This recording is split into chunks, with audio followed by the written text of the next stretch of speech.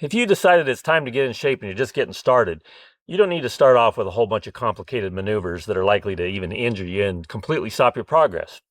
So this video is just some simple things that you can copy that'll help you get started, help your body get accustomed to moving more, and help your body get accustomed to exercise without killing yourself.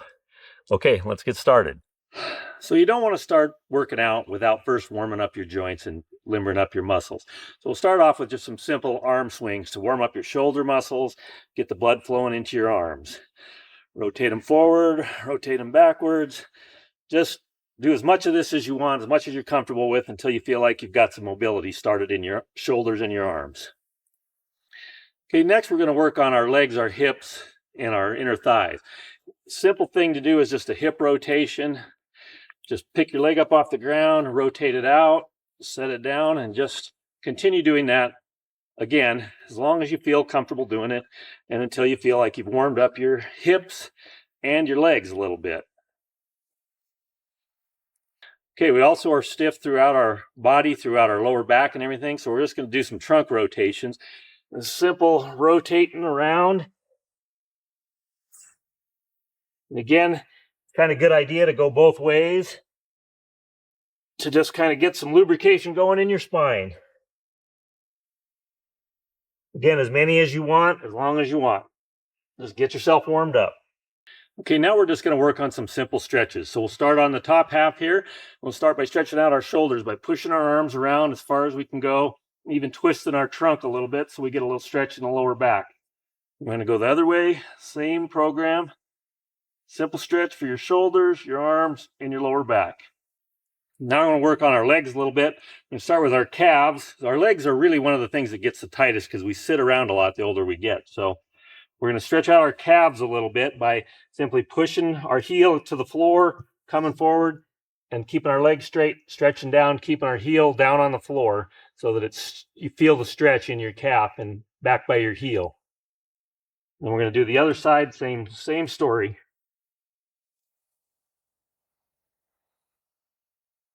Okay, the next thing we're going to do is try and stretch out our hamstrings a little bit, the backs of our legs, and it's going to be just a simple bend over and touch your toes. And if you can't touch your toes, go as far as you can. I like to work it back and forth a little bit because it's a dynamic stretch. It gives you a little bit more stretch when you do it this way. Okay, the next thing we're going to do is stretch out the front of our legs. And this one is actually going to test your balance a little bit, but we just bring our leg up and pull it back as far as we can, push the heel towards our buttocks, and stretch that quad out. We're going to do the same thing on the other side.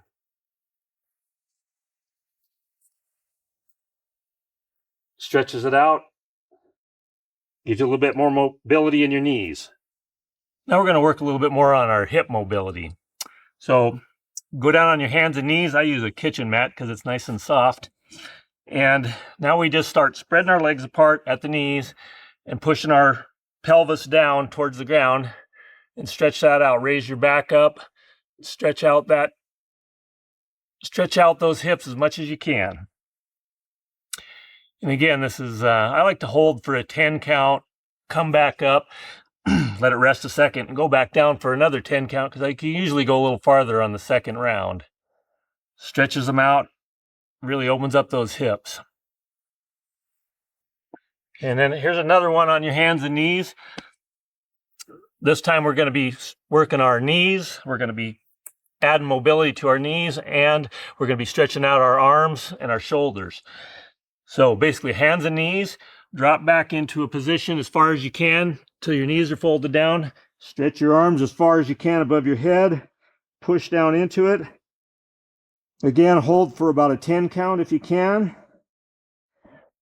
Come back up. Stretch out your back a little bit. And then do it again.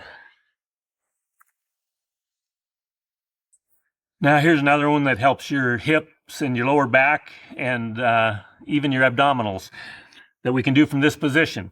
So we're going to start in this position. We're going to bring our left leg forward and put it underneath of us like this. Leave our right leg back. We're going to turn our body towards our left leg as far as we can, and we're going to go down as far as we can. This stretches out your hamstrings, stretches out your glutes, stretches out your lower back, kind of the whole lower section. Then we're going to go up and we're going to do the same thing on the other side. Leg forward, twist towards the leg, and go down.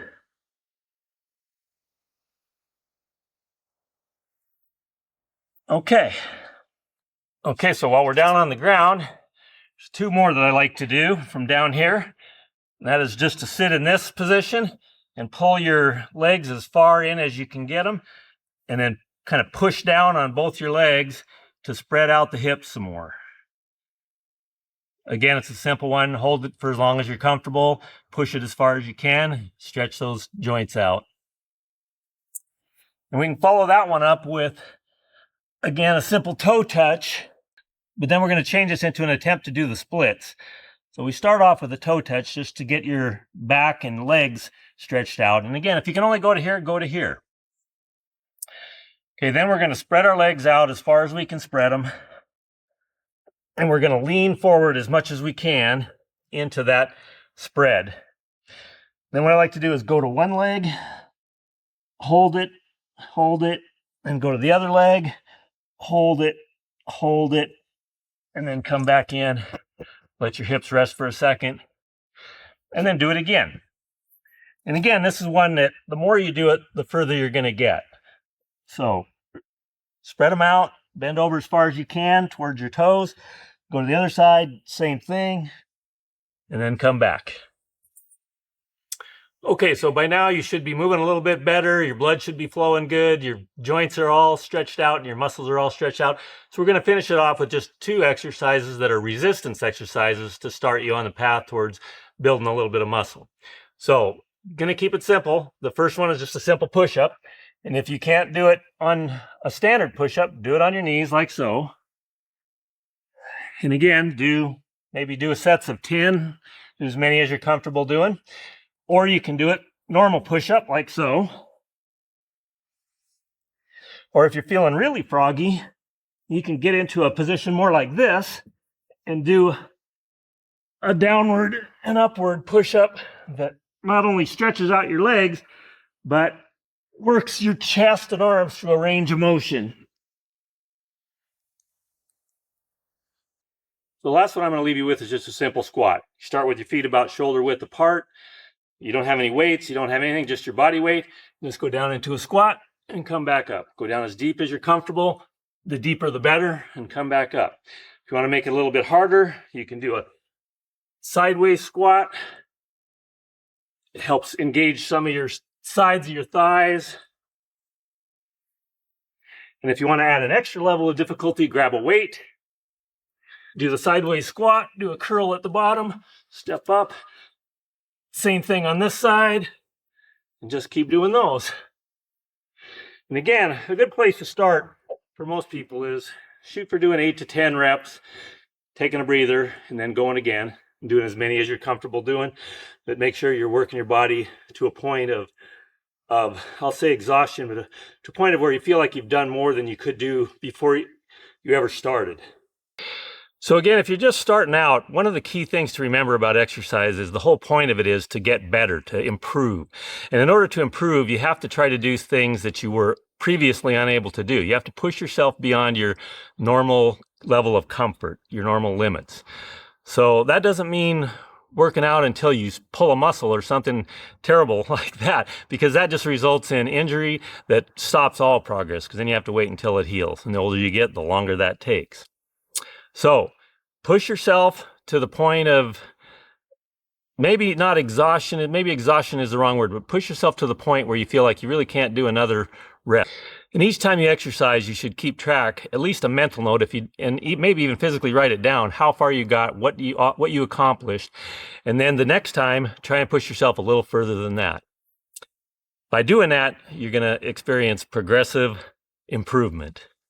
So I hope you found this helpful, and it's a good place for you to start. I think you can complete this whole workout in 10 to 20 minutes in your bedroom before you even get started in the morning. So if you liked it, please share it with someone else, and please keep coming back for more advanced routines that you can follow as you get better and better at this.